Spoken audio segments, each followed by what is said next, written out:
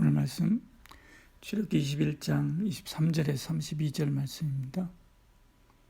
그러나 다른 해가 있으면 갑되 생명은 생명으로 눈은 눈으로 이는 이로 손은 손으로 발은 발로 된 것은 된 것으로 상하게 한 것은 상함으로 때린 것은 때림으로 갚을지니라. 그 사람이 남종의 한 눈이나 여종의 한 눈을 쳐서 상해하게 하면 그 눈에 대한 보상으로 그를 놓아줄 것이며 그 남종의 이나 여종의 이를 쳐서 빠뜨리면 그 이에 대한 보상으로 그를 놓아줄지니라.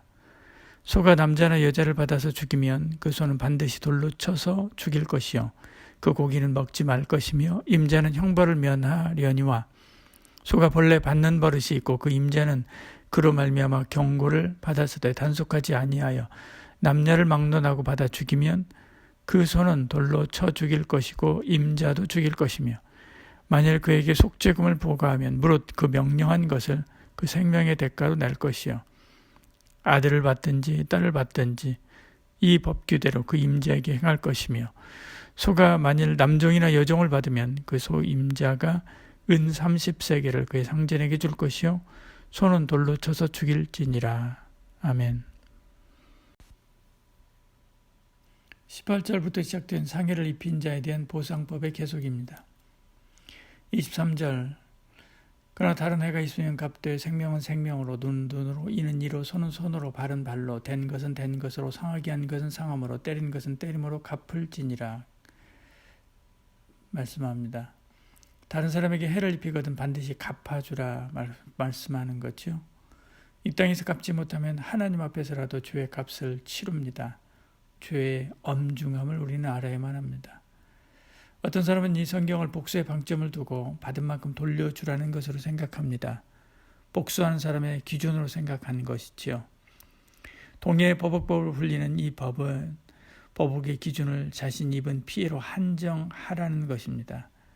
사람은 누구나 내가 받은 상해 이상으로 보복하고자 하는 마음이 있기 때문입니다.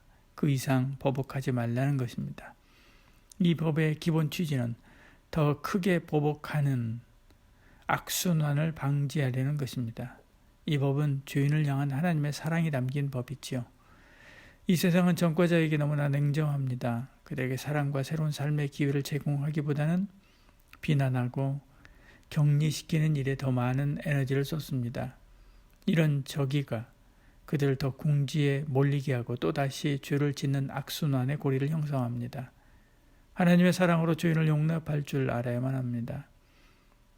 나는 다른 사람을 힘들게 한 적이 없는지 스스로 돌아보고 하나님 앞에서 혹 그런 것들이 생각나거든 회개하는 저와 여러분 되기를 축복합니다. 26절 27절 말씀입니다. 사람의 그 남종의 한 눈이나 여종의 한 눈을 쳐서 상하게 하면 그 눈에 대한 보상으로 그를 놓아줄 것이며 그 남종의 이나 여종의 이를 쳐서 빠뜨리면 그의 이에 대한 보상으로 그를 놓아줄지니라 말씀합니다. 주인이 종에게 폭력을 행사한 경우입니다. 여기에는 앞서 나온 종을 매로 치다가 죽게 된 경우에 언급했던 그 매가 없습니다. 이것은 훈계가 아니라 단순한 폭행입니다. 폭행은 그 정도의 크고 작음을 넘어서 그 행위 자체로 죄지요. 그래서 그 정도가 아주 심하지 않고 눈을 쳐서 멍울이 들어도 그를 놓아주게 하고 이가 빠져도 놓아주게 한 것입니다. 사람은 누구든지 폭력으로부터 보호받아야만 합니다. 그 중에 종도 포함됩니다. 당시 사회에서 사람 취급받지 못했던 종도 하나님께서 이렇게 아끼고 보호하셨습니다. 이건 비단 고대의 이야기가 아닙니다. 우리 사회에도 소위 갑질 행사하는 사람들이 있습니다. 그 갑질로 고통받고 눈물 흘리는 연약한 이들이 있습니다. 우리는 그들을 위해서 기도해야 하고 그들이 갑질당하지 않도록 보호해야만 합니다. 그러지 않으면 다음 희생자가 내가 될 수도 있고 내 자녀가 될 수도 있기 때문입니다. 주변에 갑질에 쉽게 노출될 일을 하고 있는 이가 있는지 살펴보고 그를 위해서 기도해 주시기를 바랍니다. 29절부터 32절은 소가 다른 사람을 받아서 죽게 된 경우입니다. 소가 본래 받는 버릇이 있고 그 임자는 그로 말미암아 경고를 받았으되 단속하지 아니하여 이렇게 말씀하죠. 남녀를 막론하고 받아 죽이면 그 소는 돌로 쳐 죽이고 임자도 죽일 것이며 이렇게 말씀합니다. 소는 본래 받는 버릇이 있습니다. 그런데 주인이 단속하지 않아서 단 사람을 받아서 죽게 했다면 주인이 직접 한 것과 같이 죽이라고 말씀합니다. 이것은 주인이 타인의 생명을 보호하기 위해서 적극 단속하지 않았기 때문에 그렇습니다. 타인의 생명을 보호하는데 적극적이지 않았기 때문입니다.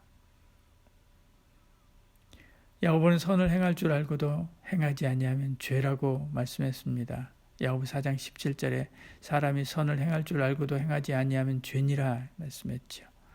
소극적인 의미의 착한 사마리아인법과 일맥상통한다고 볼 수 있습니다.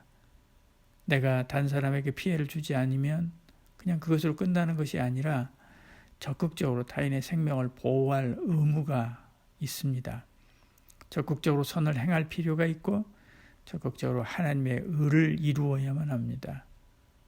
침묵으로 악에 동조하고 있는 것이 있는지 스스로 돌아보고 회개하시길 바랍니다.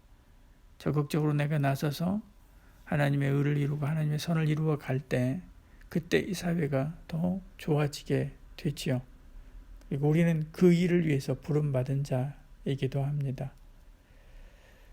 살다 보면 화가 나고 서로 힘들게 할 수 있습니다. 그러나 이렇듯 주님 안에서 풀어야만 합니다. 그리고 분쟁이나 다툼이 없는 서로 사랑하고 섬기는 공동체, 그런 사회, 그런 가정을 세워가야만 합니다.